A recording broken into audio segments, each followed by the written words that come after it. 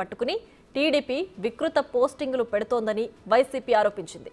ఈ దుష్ప్రచారంలో మంత్రులు కూడా భాగస్వాములు కావడం సిగ్గుచేటు అంటూ ట్వీట్లో రాసుకొచ్చింది.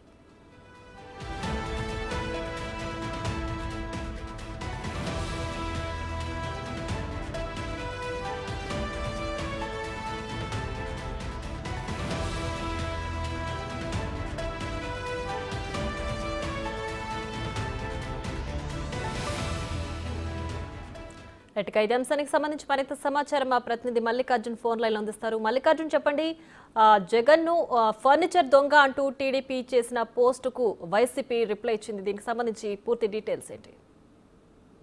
ఏదైతే 2019 నుంచి కూడా 2024 వరకు కూడా క్యాంపు కార్యాలయంగా కూడా సీఎం జగన్మోహన్ రెడ్డి తన ఇంటి నివాసాన్ని వాడుకున్న పరిస్థితి కూడా ఉంది. అక్కడ మొత్తం కూడా ఫర్నిచర్ కానీ అక్కడ ఉన్న ఎక్విప్మెంట్ కానీ అన్ని కూడా ప్రభుత్వానికి సంబంధించిన ఎక్విప్మెంట్. దీనిపైనే నిన్నటి నుంచి కూడా టీడీపీ నేతలు అలాగే మంత్రులు కూడా ట్వీట్ చేస్తున్న పరిస్థితి కనిపిస్తా ఉంది. టీడీపీ అధికారిక ట్విట్టర్ ఖాతా నుంచి కూడా దానికి సంబంధించిన పోస్టులు కూడా షేర్ చేస్తున్న పరిస్థితి కూడా ఉంది. ఎక్కడైతే ఈ ప్రభుత్వానికి సంబంధించిన ఫర్నిచర్ కానీ అలాగే ఎక్విప్మెంట్ కానీ వాడుకుంటున్న దొంగ కూడా విపరీతమైన చక్కర కొడుతున్న పరిస్థితి కూడా కనిపిస్తా ఉంది. దీనిపైన అధికారిక వైసీపీ ట్విట్టర్ ఖాతా నుంచి కూడా ఈ వైసీపీ స్పందించడం జరిగింది. ఈ ఏదైతే టీడీపీ సంబంధించిన తీవ్రంగా ఆక్షేపణ అయితే తెలియజేయడం జరిగింది. ప్రధానంగా ఈ ఫర్నిచర్ కు సంబంధించింది కానీ అలాగే ఎక్విప్మెంట్ కు సంబంధించింది కానీ పూర్తి స్థాయిలో 10 రోజుల క్రితమే మేము అధికారులకు విజ్ఞప్తి చేశాం.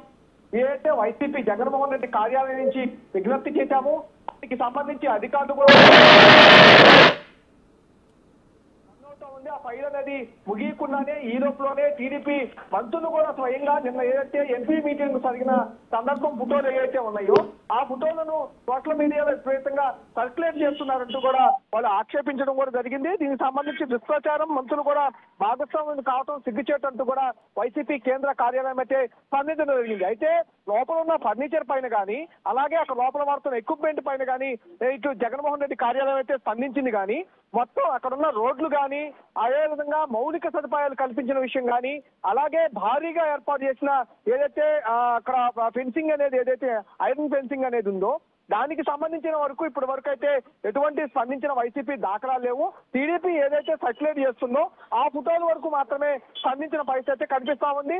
ఈ రోడ్లు నిర్మించడం కానీ మౌలిక సదుపాయాలు ప్రభుత్వ ధనంతో వినియోగించడం కానీ పూర్తి స్థాయిగా డబ్బు ఏదైతే ప్రజాధనం వృధా చేసిన ఏవైతే ఉన్నాయో వాటిపై అయితే ఇప్పటి వరకు స్పందించిన దాఖలా అయితే కనిపించలేదు. మల్లికార్జున, అయితే ఇప్పుడు వైసీపీ ఇచ్చిన రిప్లైకి సంబంధించి టీడీపీ నుంచి ఎవరైనా రియాక్ట్ అయ్యారా?